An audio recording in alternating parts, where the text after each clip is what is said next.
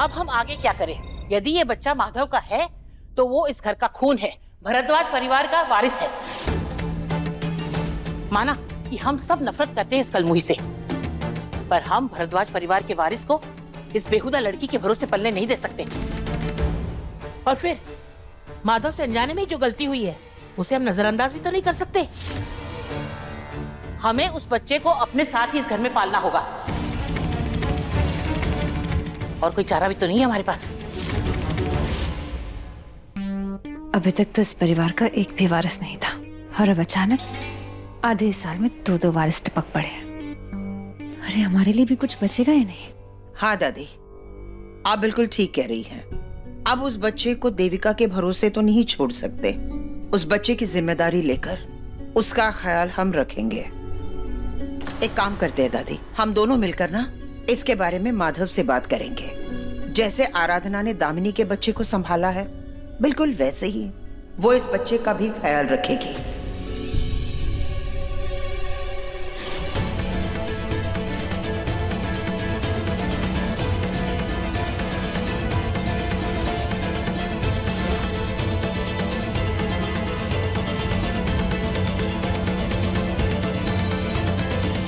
आराधना,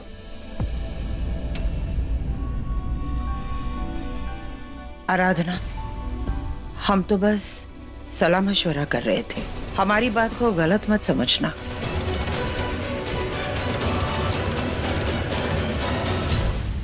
मैं अच्छी तरह जानता हूँ कि जो कुछ भी देविका ने कहा है, जो सबूत उसने आप लोगों के सामने पेश किया है, उसके बाद तो मेरा विश्वास नहीं करेंगे ना। माना कि उस वक्त मेरा दिमाग मेरे वश में नहीं था, मैं सोचने की हालत में ही नहीं था, लेकिन देविका की बातों और उसके सबूतों के परे भी एक सच्चाई है जो मेरा दिल जानता है। मैंने ऐसा नहीं किया आराधना, लेकिन मुझे लगता है कि ये साबित करने के लिए अब एक ही रास्ता है मेरे पास।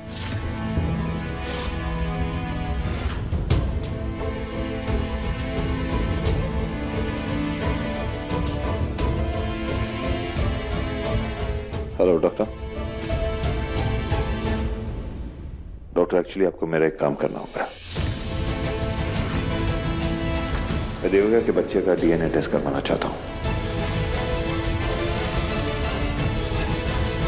इस टेस्ट से यह पता चलेगा कि देविका का बच्चा मेरा है कि नहीं।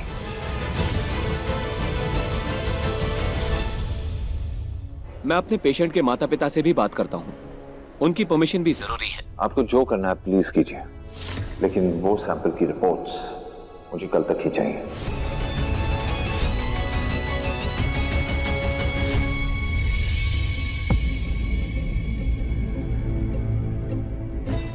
आराधना, आराधना,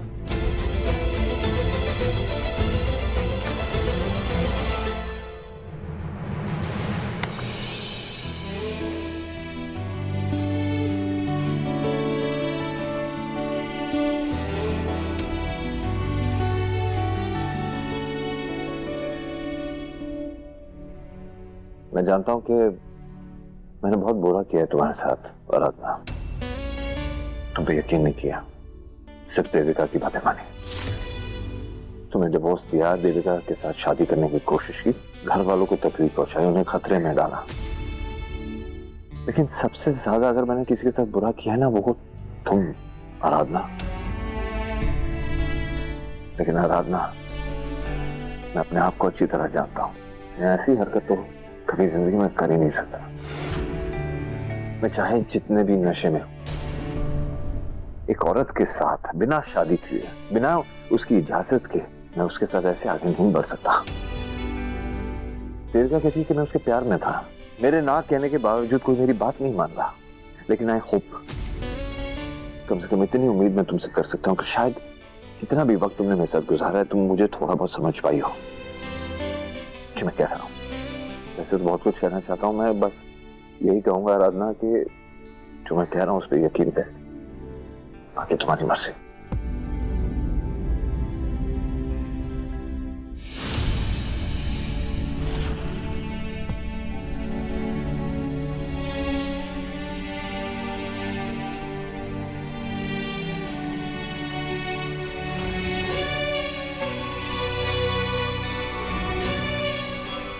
तुम्हारी आंखों में अभी भी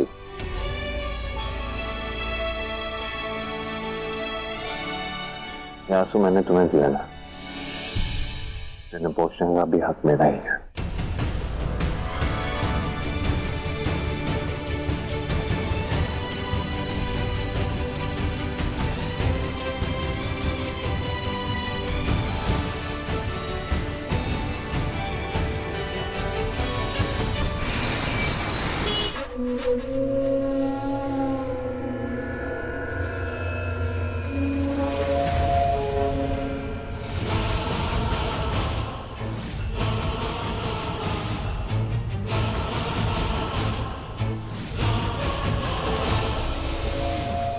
आइए आइए।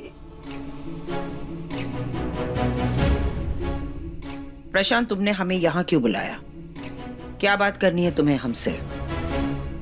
वैसे एक बात कहे, हमारे कलेजे की सुलगती आग को ठंडक मिल रही है आज। तुम्हें इस तरह इस जेल में सड़ता हुआ देख इन आंखों को सुकून मिल रहा है।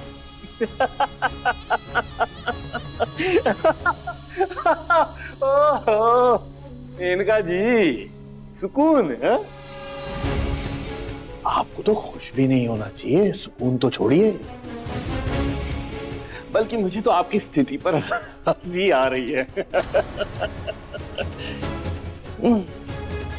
क्यों किया ये सब इनका तुमने? मैं तो तुम्हारा राजदार था, तुम्हारा साथी था, तुम्हें मुसीबत से बचा सकता था।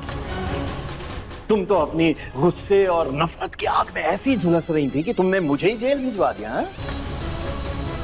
तुम हमेशा के लिए मुझे अपनी जिंदगी से बाहर निकालना चाहती हो ना, और उस देविका को उस घर से बाहर निकालना चाहती हो, ताकि तुम उस घर पे, उस प्रॉपर्टी पे पूरा राज कर पाओ और सब कुछ तुम्हारे हाथ में हो। है?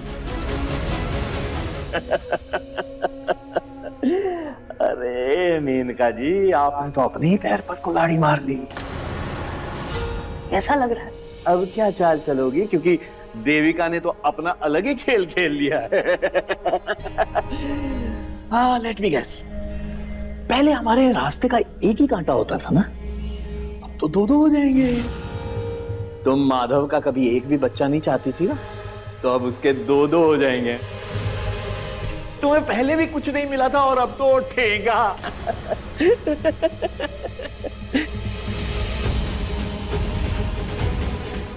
बोल चुके तुम? प्रशांत, तुम जानते हो तुम्हारी सबसे बड़ी प्रॉब्लम क्या है? तुम्हारे इस छोटे दिल की तरह तुम्हारा ये दिमाग भी बहुत छोटा है, और इस छोटे दिमाग की वजह से ना तुम कुछ बड़ा नहीं सोच पा रहे हो। लेकिन हम शतरंज के खेल के वो खिलाड़ी हैं जो हर दाव पेच को बखूबी जानती है। हम ये भी जानते हैं कि राजा की असली ताकत रानी होती है।